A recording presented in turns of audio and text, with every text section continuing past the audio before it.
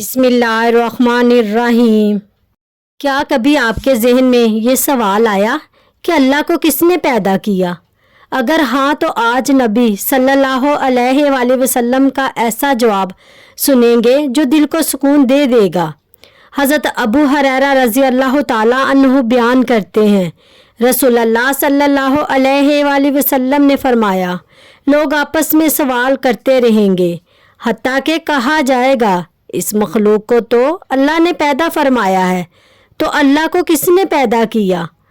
پس جو اس طرح کی صورت محسوس کرتے تو وہ کہیں میں اللہ اور اس کے رسول پر ایمان لایا۔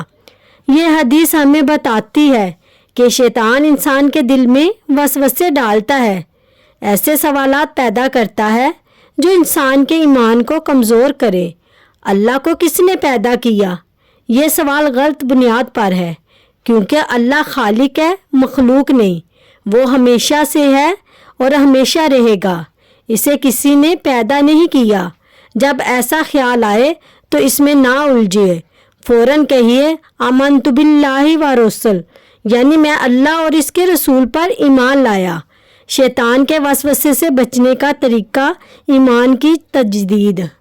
صرف ایک دن کا علاج اور پورا سال بیماریوں سے حفاظت۔ جانیے نبی صلی اللہ علیہ وآلہ وسلم کی بتائی حیران کن بات۔ حضرت معقل بن یسار رضی اللہ تعالیٰ عنہ بیان کرتے ہیں، رسول اللہ صلی اللہ علیہ وآلہ وسلم نے فرمایا، قمری مہینے کی 17 تاریخ کو منگل کے دن پچھنے لگوانا سال بھر کی بیماریوں کے لیے دوائی ہے۔ اس بات کا تعلق حجامہ پچھنے لگوانے سے ہے، جو ایک قدیم اور مفید علاج ہے۔